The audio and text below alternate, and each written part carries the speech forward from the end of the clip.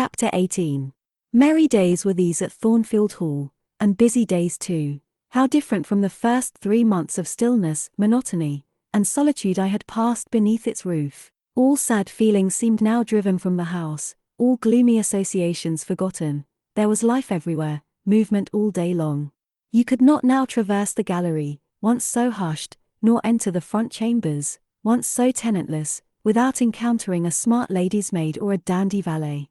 The kitchen, the butler's pantry, the servants' hall, the entrance hall, were equally alive, and the saloons were only left void and still when the blue sky and halcyon sunshine of the genial spring weather called their occupants out into the grounds.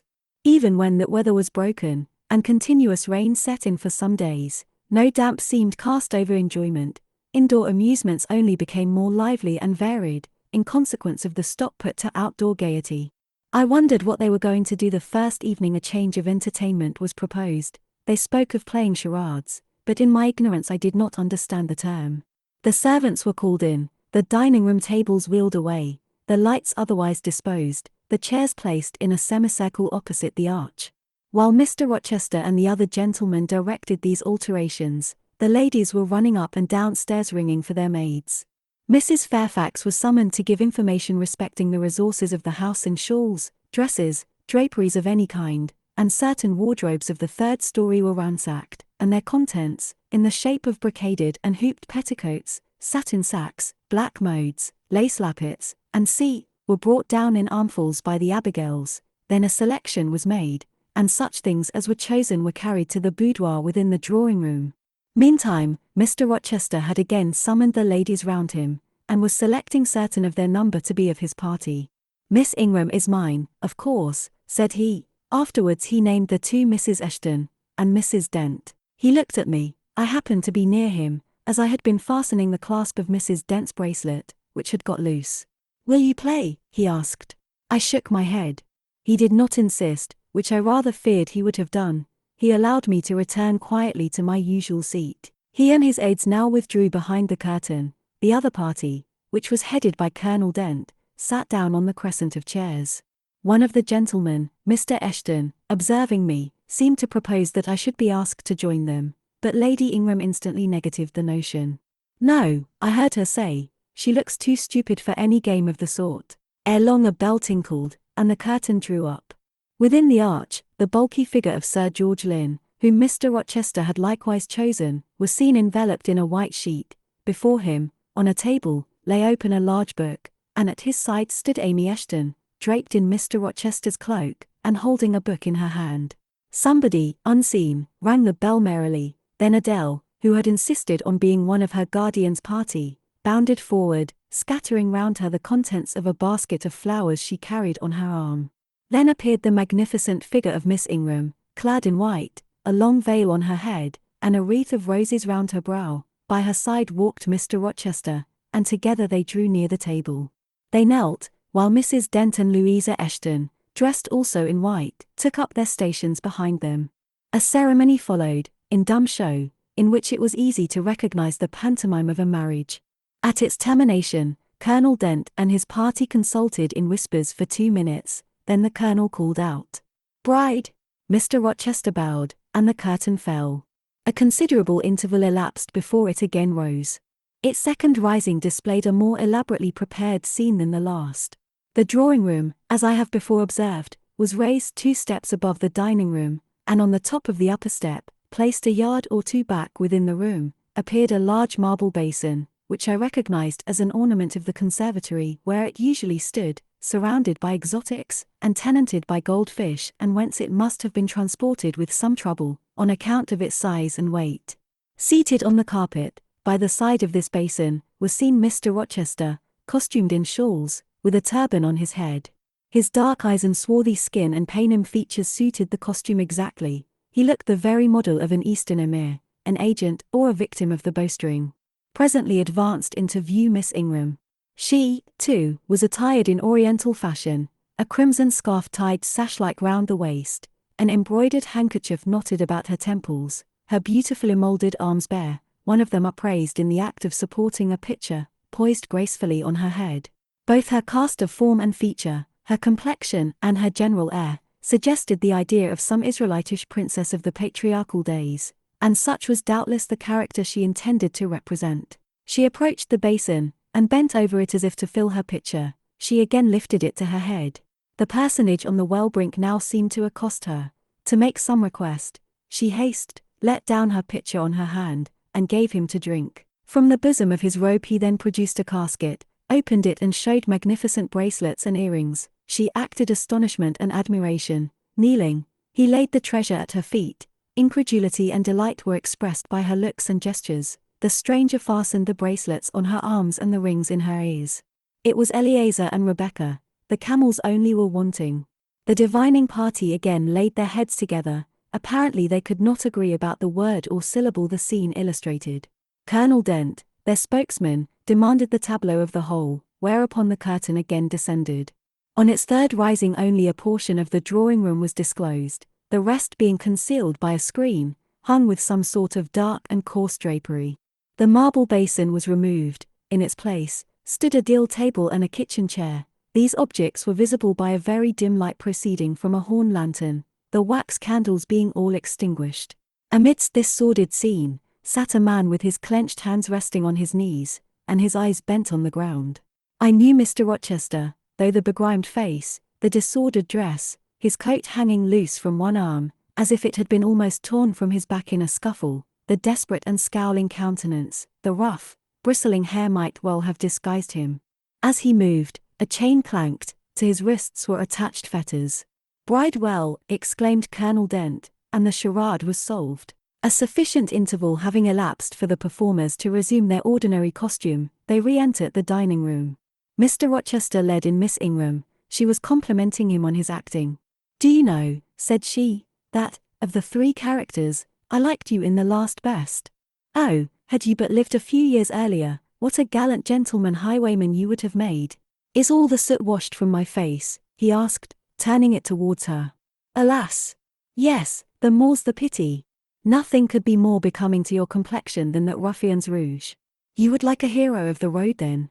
An English hero of the road would be the next best thing to an Italian bandit, and that could only be surpassed by a Levantine pirate. Well, whatever I am, remember you are my wife. We were married an hour since, in the presence of all these witnesses." She giggled, and her color rose. "Now, Dent," continued Mr. Rochester, "it is your turn." And as the other party withdrew, he and his band took the vacated seats. Miss Ingram placed herself at her leader's right hand, the other diviners filled the chairs on each side of him and her. I did not now watch the actors. I no longer waited with interest for the curtain to rise. My attention was absorbed by the spectators. My eyes, erewhile fixed on the arch, were now irresistibly attracted to the semicircle of chairs. What charade Colonel Dent and his party played, what word they chose, how they acquitted themselves, I no longer remember, but I still see the consultation which followed each scene. I see Mr. Rochester turn to Miss Ingram, and Miss Ingram to him. I see her incline her head towards him, till the jetty curls almost touch his shoulder and wave against his cheek. I hear their mutual whisperings, I recall their interchanged glances, and something even of the feeling roused by the spectacle returns in memory at this moment. I have told you, reader, that I had learnt to love Mr. Rochester. I could not unlove him now, merely because I found that he had ceased to notice me, because I might pass hours in his presence, and he would never once turn his eyes in my direction, because I saw all his attentions appropriated by a great lady, who scorned to touch me with the hem of her robes as she passed, who, if ever her dark and imperious eye fell on me by chance, would withdraw it instantly as from an object too mean to merit observation. I could not unlove him, because I felt sure he would soon marry this very lady, because I read daily in her a proud security in his intentions respecting her, because I witnessed hourly in him a style of courtship which, if careless and choosing rather to be sought than to seek, was yet, in its very carelessness, captivating, and in its very pride, irresistible. There was nothing to call or banish love in these circumstances, though much to create despair. Much too, you will think, reader, to engender jealousy, if a woman, in my position, could presume to be jealous of a woman in Miss Ingram's. But I was not jealous, or very rarely. The nature of the pain I suffered could not be explained by that word. Miss Ingram was a mark beneath jealousy. She was too inferior to excite the feeling. Pardon the seeming paradox, I mean what I say. She was very showy, but she was not genuine. She had a fine person, many brilliant attainments, but her mind was poor, her heart barren by nature. Nothing bloomed spontaneously on that soil, no unforced natural fruit delighted by its freshness. She was not good, she was not original, she used to repeat sounding phrases from books, she never offered, nor had, an opinion of her own. She advocated a high tone of sentiment, but she did not know the sensations of sympathy and pity, tenderness and truth were not in her. Too often she betrayed this, by the undue vent she gave to a spiteful antipathy she had conceived against little Adele, pushing her away with some contumelious epithet if she happened to approach her, sometimes ordering her from the room, and always treating her with coldness and acrimony. Other eyes besides mine watched these manifestations of character, watched them closely, keenly, shrewdly. Yes, the future bridegroom, Mr. Rochester himself, exercised over his intended a ceaseless surveillance, and it was from this sagacity, this guardedness of his, this perfect, clear consciousness of his fair one's defects, this obvious absence of passion in his sentiments towards her, that my ever-torturing pain arose.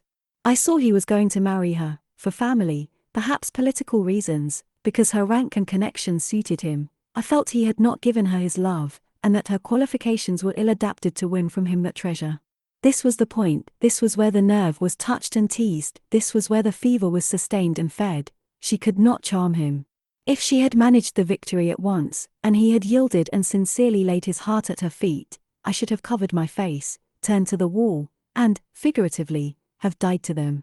If Miss Ingram had been a good and noble woman, endowed with force, fervor, kindness, sense, I should have had one vital struggle with two tigers, jealousy and despair. Then, my heart torn out and devoured, I should have admired her, acknowledged her excellence, and been quiet for the rest of my days. And the more absolute her superiority, the deeper would have been my admiration, the more truly tranquil my quiescence. But as matters really stood, to watch Miss Ingram's efforts at fascinating Mr. Rochester, to witness their repeated failure, herself unconscious that they did fail, vainly fancying that each shaft launched hit the mark, and infatuatedly pluming herself on success, when her pride and self-complacency repelled further and further what she wished to allure, to witness this, was to be at once under ceaseless excitation and ruthless restraint. Because, when she failed, I saw how she might have succeeded. Arrows that continually glanced off from Mr. Rochester's breast and fell harmless at his feet, might, I knew, if shot by a surer hand, have quivered keen in his proud heart, have called love into his stern eye, and softness into his sardonic face, or, better still, without weapons a silent conquest might have been won. Why can she not influence him more, when she is privileged to draw so near to him? I asked myself. Surely she cannot truly like him, or not like him with true affection. If she did, she need not coin her smiles so lavishly, flash her glances so unremittingly, manufacture airs so elaborate, graces so multitudinous. It seems to me that she might, by merely sitting quietly at his side, saying little and looking less, get nigher his heart. I have seen in his face a far different expression from that which hardens it now while she is so vivaciously accosting him, but then it came of itself, it was not elicited by meretricious arts and calculated maneuvers, and one had but to accept it, to answer what he asked without pretension, to address him when needful without grimace, and it increased and grew kinder and more genial, and warmed one like a fostering sunbeam. How will she manage to please him when they are married? I do not think she will manage it, and yet it might be managed, and his wife might, I verily believe, be the very happiest woman the sun shines on. I have not yet said anything condemnatory of Mr. Rochester's project of marrying for interest and connections. It surprised me when I first discovered that such was his intention. I had thought him a man unlikely to be influenced by motives so commonplace in his choice of a wife, but the longer I considered the position, education, etc., of the parties, the less I felt justified in judging and blaming either him or Miss Ingram for acting in conformity to ideas and principles instilled into them, doubtless, from their childhood. All their class held these principles, I supposed, then, they had reasons for holding them such as I could not fathom. It seemed to me that, were I a gentleman like him, I would take to my bosom only such a wife as I could love, but the very obviousness of the advantages to the husband's own happiness offered by this plan convinced me that there must be arguments against its general adoption of which I was quite ignorant, otherwise I felt sure all the world would act as I wished to act. But in other points, as well as this, I was growing very lenient to my master. I was forgetting all his faults, for which I had once kept a sharp lookout. It had formerly been my endeavour to study all sides of his character, to take the bad with the good, and from the just weighing of both, to form an equitable judgment. Now I saw no bad. The sarcasm that had repelled, the harshness that had startled me once, were only like keen condiments in a choice dish. Their presence was pungent, but their absence would be felt as comparatively insipid. And as for the vague something, was it a sinister or a sorrowful, a designing or a desponding expression, that opened upon a careful observer, now and then, in his eye, and closed again before one could fathom the strange depth partially disclosed, that something which used to make me fear and shrink, as if I had been wandering amongst volcanic-looking hills, and had suddenly felt the ground quiver and seen it gape, that something, I, at intervals, beheld still, and with throbbing heart, but not with palsied nerves. Instead of wishing to shun, I longed only to dare to divine it, and I thought Miss Ingram happy, because one day she might look into the abyss at her leisure, explore its secrets and analyze their nature. Meantime, while I thought only of my master and his future bride, saw only them, heard only their discourse, and considered only their movements of importance, the rest of the party were occupied with their own separate interests and pleasures.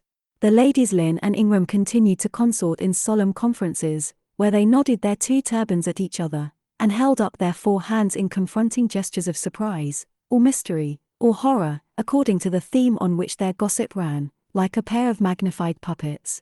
Mild Mrs. Dent talked with good-natured Mrs. Eshton, and the 2 sometimes bestowed a courteous word or smile on me.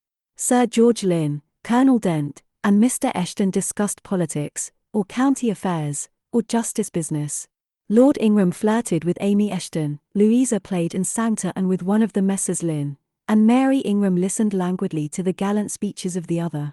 Sometimes all, as with one consent, suspended their byplay to observe and listen to the principal actors, for, after all, Mr. Rochester and, because closely connected with him, Miss Ingram were the life and soul of the party. If he was absent from the room an hour, a perceptible dullness seemed to steal over the spirits of his guests, and his re-entrance was sure to give a fresh impulse to the vivacity of conversation. The want of his animating influence appeared to be peculiarly felt one day that he had been summoned to Millcote on business, and was not likely to return till late. The afternoon was wet. A walk the party had proposed to take to see a gypsy camp, lately pitched on a common beyond Hay, was consequently deferred.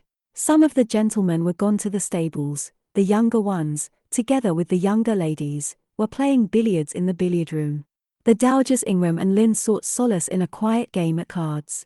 Blanche Ingram, after having repelled, by supercilious taciturnity, some efforts of Mrs. Dent and Mrs. Eshton to draw her into conversation, had first murmured over some sentimental tunes and airs on the piano, and then, having fetched a novel from the library, had flung herself in haughty listlessness on a sofa, and prepared to beguile, by the spell of fiction, the tedious hours of absence.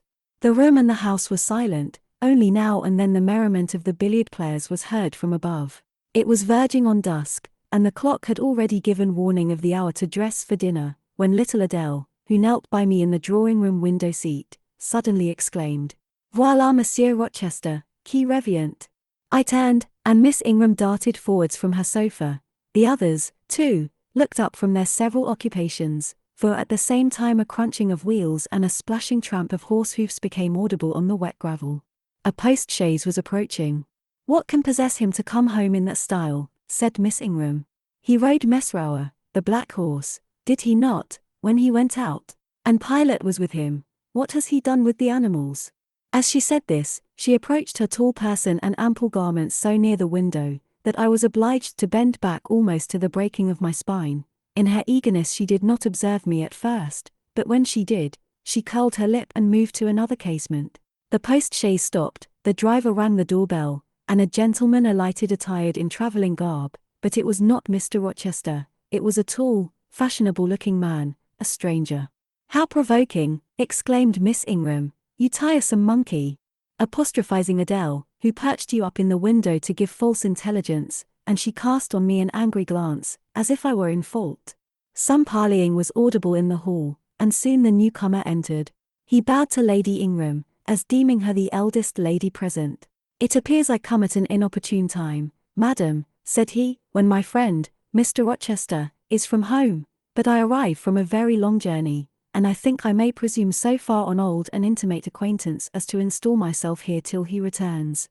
His manner was polite, his accent, in speaking, struck me as being somewhat unusual, not precisely foreign, but still not altogether English. His age might be about Mr. Rochester's, between 30 and 40, his complexion was singularly sallow, otherwise he was a fine-looking man, at first sight especially.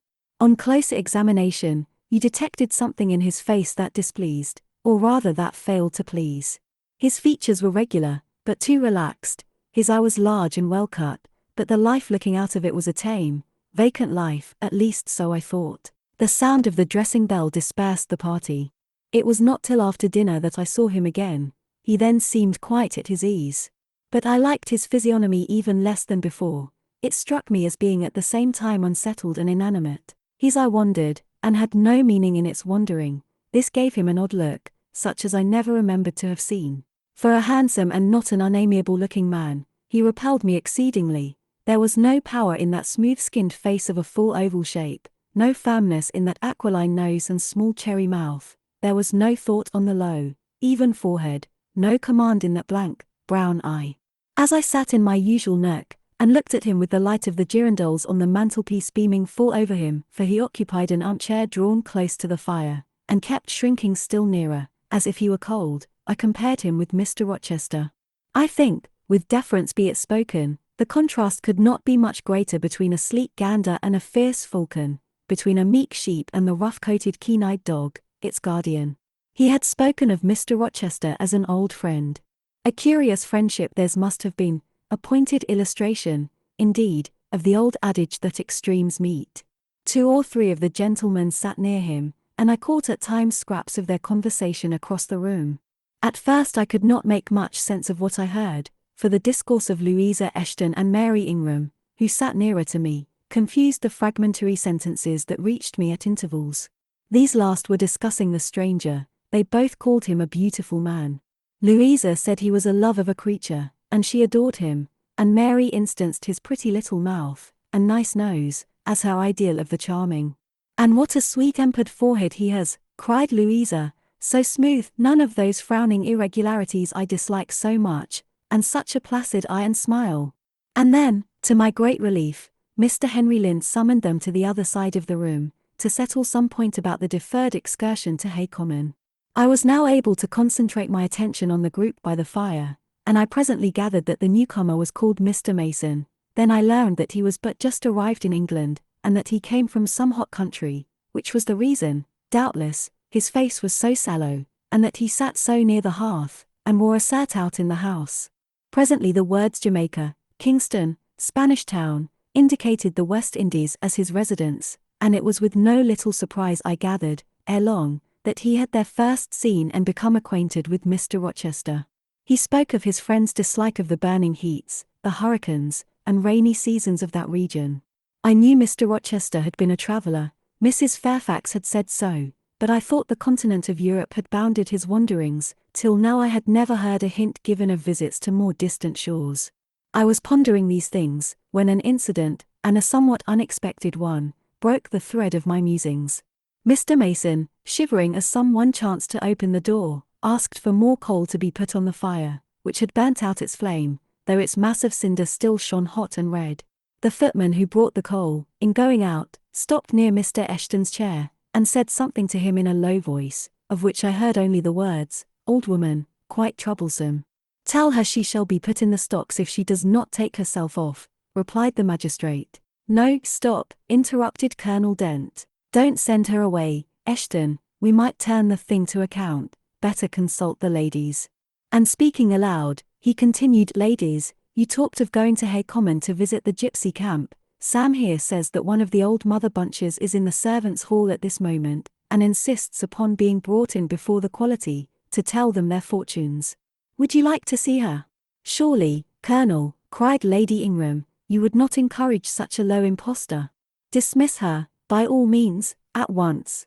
"But I cannot persuade her to go away, my lady," said the footman, "nor can any of the servants. Mrs. Fairfax is with her just now, entreating her to be gone, but she has taken a chair in the chimney corner, and says nothing shall stir her from it till she gets leave to come in here." "What does she want?" asked Mrs. Eshton. To tell the gentry their fortunes, she says, ma'am, and she swears she must and will do it. What is she like? Inquired the Mrs. Eshton, in a breath. A shockingly ugly old creature, miss, almost as black as a crock. Why, she's a real sorceress, cried Frederick Lynn. Let us have her in, of course. To be sure, rejoined his brother, it would be 1,000 pities to throw away such a chance of fun. My dear boys, what are you thinking about? Exclaimed Mrs. Lynn. I cannot possibly countenance any such inconsistent proceeding, chimed in the Dowager Ingram. Indeed, mamma, but you can and will, pronounced the haughty voice of Blanche, as she turned round on the piano stool, where till now she had sat silent, apparently examining sundry sheets of music. I have a curiosity to hear my fortune told, therefore, Sam, order the beldam forward. My darling Blanche. Recollect. I recollect all you can suggest, and I must have my will, quick, Sam. Yes, yes, yes, cried all the juveniles, both ladies and gentlemen. Let her come, it will be excellent sport. The footman still lingered. She looks such a rough one, said he. Go, ejaculated Miss Ingram, and the man went. Excitement instantly seized the whole party. A running fire of raillery and jests was proceeding when Sam returned. She won't come now, said he. She says it's not her mission to appear before the vulgar herd, them's her words. I must show her into a room by herself, and then those who wish to consult her must go to her one by one. You see now, my queenly Blanche, began Lady Ingram, she encroaches. Be advised, my angel girl, Anne. Show her into the library, of course, cut in the angel girl. It is not my mission to listen to her before the vulgar herd either. I mean to have her all to myself. Is there a fire in the library?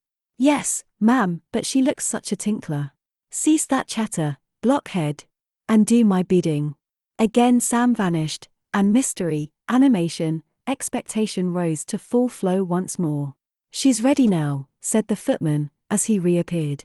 She wishes to know who will be her first visitor. I think I had better just look in upon her before any of the ladies go, said Colonel Dent. Tell her, Sam, a gentleman is coming. Sam went and returned. She says, sir, that she'll have no gentleman, they need not trouble themselves to come near her, nor, he added, with difficulty suppressing a titter, any ladies either, except the young, and single. By Jove, she has taste, exclaimed Henry Lynn.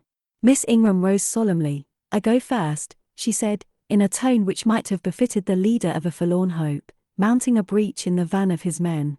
Oh, my best! Oh, my dearest! Pause, reflect, was her mamma's cry, but she swept past her in stately silence, passed through the door which Colonel Dent held open, and we heard her enter the library. A comparative silence ensued. Lady Ingram thought it lacasse to wring her hands, which she did accordingly. Miss Mary declared she felt, for her part, she never dared venture. Amy and Louisa Eshton tittered under their breath, and looked a little frightened. The minutes passed very slowly. 15 were counted before the library door again opened. Miss Ingram returned to us through the arch. Would she laugh? Would she take it as a joke? All eyes met her with a glance of eager curiosity, and she met all eyes with one of rebuff and coldness. She looked neither flurried nor merry. She walked stiffly to her seat, and took it in silence. Well, Blanche, said Lord Ingram. What did she say, sister? Asked Mary. What did you think? How do you feel? Is she a real fortune-teller? Demanded the Mrs. Eshton. Now, good people, returned Miss Ingram, don't press upon me. Really your organs of wonder and credulity are easily excited. You seem, by the importance of you all, my good mamma included, ascribed to this matter, absolutely to believe we have a genuine witch in the house, who is in close alliance with the old gentleman. I have seen a gypsy vagabond. She has practiced in hackneyed fashion the science of palmistry and told me what such people usually tell. My whim is gratified, and now I think Mr. Eshton will do well to put the hag in the stocks tomorrow morning, as he threatened. Miss Ingram took a book, leant back in her chair, and so declined further conversation. I watched her for nearly half an hour. During all that time she never turned a page, and her face grew momently darker, more dissatisfied, and more sourly expressive of disappointment. She had obviously not heard anything to her advantage, and it seemed to me, from her prolonged fit of gloom and taciturnity, that she herself, notwithstanding her professed indifference, attached undue importance to whatever revelations had been made her. Meantime, Mary Ingram, Amy, and Louisa Eshton declared they dared not go alone, and yet they all wished to go. A negotiation was opened through the medium of the ambassador, Sam, and after much pacing to and fro, till, I think, the said Sam's calves must have ached with the exercise, permission was at last, with great difficulty, extorted from the rigorous Sybil, for the three to wait upon her in a body. Their visit was not so still as Miss Ingram's had been. We heard hysterical giggling and little shrieks proceeding from the library, and at the end of about 20 minutes they burst the door open, and came running across the hall, as if they were half scared out of their wits. "I am sure she is something not right," they cried, one and all. "She told us such things. She knows all about us," and they sank breathless into the various seats the gentleman hastened to bring them. Pressed for further explanation, they declared she had told them of things they had said and done when they were mere children, described books and ornaments they had in their boudoirs at home, keepsakes that different relations had presented to them. They affirmed that she had even divined their thoughts, and had whispered in the ear of each the name of the person she liked best in the world, and informed them of what they most wished for. Here the gentleman interposed with earnest petitions to be further enlightened on these two last-named points, but they got only blushes, ejaculations, tremors, and titters, in return for their importunity. The matrons, meantime, offered vinaigrettes and wielded fans, and again reiterated the expression of their concern that their warning had not been taken in time, and the elder gentlemen laughed, and the younger urged their services on the agitated fair ones. In the midst of the tumult, and while my eyes and ears were fully engaged in the scene before me, I heard a hem close at my elbow. I turned, and saw Sam. "If you please, miss, the gypsy declares that there is another young single lady in the room who has not been to her yet, and she swears she will not go till she has seen all. I thought it must be you. There is no one else for it. What shall I tell her?"